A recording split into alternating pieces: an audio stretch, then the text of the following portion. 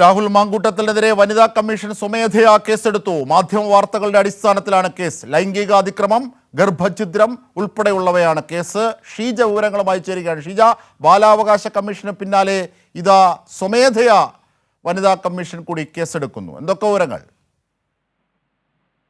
ജിംഷാദ്, നിലവിൽ ഇപ്പോൾ പുറത്തു വന്നിട്ടുള്ള മാധ്യമ വാർത്തകളുടെ അടിസ്ഥാനത്തിലാണ് വനിതാ കമ്മീഷൻ സ്വമേധയാ കേസ് രാഹുൽ മാങ്കൂട്ടത്തിനെതിരെ എടുത്തിരിക്കുന്നത്. ഒന്ന് ലൈംഗിക അതിക്രമം, അതോടൊപ്പം തന്നെ മറ്റൊന്ന് ഗർഭചിത്രം.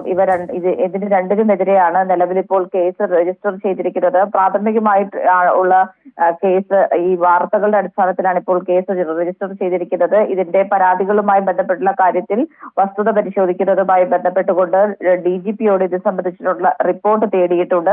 ഈ റിപ്പോർട്ടിന്റെ അടിസ്ഥാനത്തിലായിരിക്കും കേസും കേസിന്റേതായിട്ടുള്ള തുടർ നടപടികളും ഉണ്ടാവുക. ഏതായാലും മാധ്യമ വാർത്തകളുടെ അടിസ്ഥാനത്തിൽ ഇപ്പോൾ കേസെടുത്തിരിക്കുന്നു എന്നുള്ളതാണ്. ബാലാവകാശ കമ്മീഷൻ ആകട്ടെ ഇതുമായി ബന്ധപ്പെട്ടുകൊണ്ട് ബാലാവകാശ കമ്മീഷന്റെ ഇടപെടലും വന്നിട്ടുണ്ട്. ബാലാവകാശ കമ്മീഷൻ DGPയോട് റിപ്പോർട്ട് തേടിയിട്ടുണ്ട്. 2 ആഴ്ചയ്ക്കുള്ളിൽ ഇതിൽ ഗർഭചിത്രം നടത്തിയതുമായി ബന്ധപ്പെട്ട് എന്താണ് വസ്തുത എന്നുള്ളത് സംബന്ധിച്ച് അന്വേഷിച്ച് റിപ്പോർട്ട് നൽകണം എന്നാണ് ആവശ്യപ്പെട്ടിരിക്കുന്നത്. ആ റിപ്പോർട്ടിന്റെ അടിസ്ഥാനത്തിലായിരിക്കും ബാലാവകാശ കമ്മീഷൻ കേസെടുക്കുക.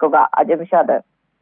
ശരി ഷീജയാണ് വിവരങ്ങൾ, വിശദാംശങ്ങൾ നൽകിയത്. വനിതാ കമ്മീഷൻ ഇതാ സ്വമേധയാ കേസെടുത്തിരിക്കുന്നു. രാഹുൽ മാങ്കൂട്ടത്തിൻ്റെ ലൈംഗിക അതിക്രമം, ഗർഭഛിദ്രം അടക്കമുള്ള ഗുരുതരമായ കുറ്റങ്ങൾ വാർത്തകളായി എത്തുന്ന സാഹചര്യത്തിലാണ് സ്വമേധയാ വനിതാ കമ്മീഷൻ കേസെടുത്തിരിക്കുന്നത്.